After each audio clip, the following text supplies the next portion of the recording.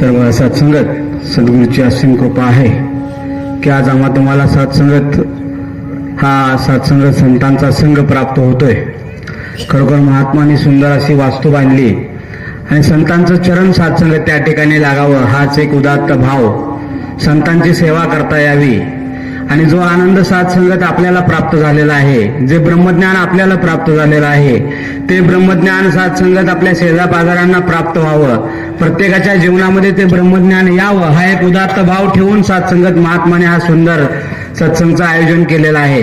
कारण का सत्संगत जसं म्हटले जातं की संत म्हणतात की मनुष्य जन्माचे ते कारण सच्चिदानंद पदवी घेणं, की मनुष्य जन्माचं कारण काय आहे, की मनुष्य जन्माचं कारण आहे देवाला प्राप्त करणं.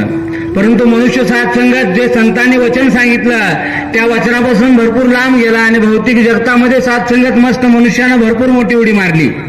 आज भौतिक जगतामध्ये मनुष्य सत्संगत भरपूर सुंदर सत्संगत, फिरायला गाडी नव्हती तर गाडी घेतली, राहायला घर नव्हतं तर घर बांधलं, बँक बॅलन्स नव्हता बँक बॅलन्स केला.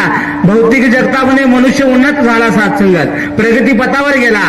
पण खऱ्या अर्थानं सत्संगत मनुष्य जन्म ज्या कारणासाठी गावलाय, जे साधनामध्ये आम्ही लिप्त झालो पण देह मात्र सत्संगत बाजूला राहिलं आणि म्हणून संत त्या ठिकाणी जागा करण्यासाठी आलेले आहेत. कबीर महाराज सुद्धा म्हणतात की उठ मुसाफिर भोर बही अब रैन कहा सोवत है, जो जागत है वो पावत है, जो सोवत है वो खोवत है.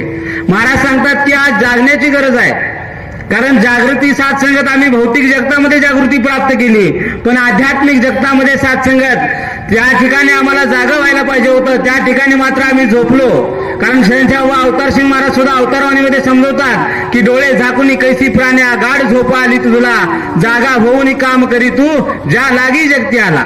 अरे माणसा, ज्या कारणासाठी मनुष्य जन्म प्राप्त झालेला आहे ते कारण शोध.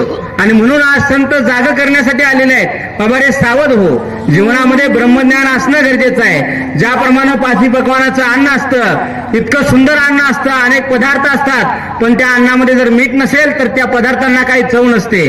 तसं सत्संगत आमच्या जीवनामध्ये आम्ही भौतिक जगतामध्ये मस्त आमचं जीवन उन्नत आहे, सुंदर बंगला आहे, सुंदर गाडी आहे, बँक बॅलन्स आहे, मुलांना नोकरी आहे, सगळं आहे सत्संगत. पण जीवनामध्ये जर ब्रह्मज्ञान नसेल तर सत्संगत बेचव आहे सत्संगत. आणि म्हणून संत जागा करण्यासाठी आलेले आहेत. म्हणून संत म्हणतात की राम नाम की लूट लगी आहे, लूट सके तो लूट, अंत काल पछताएगा जब प्राण जाएगा छूट. आणि म्हणून सत्संगत वेळ आहे तोपर्यंत आपण सावध होऊया आणि आपल्या जीवनाचं कल्याण करून घेऊया. प्रेमाने बोला.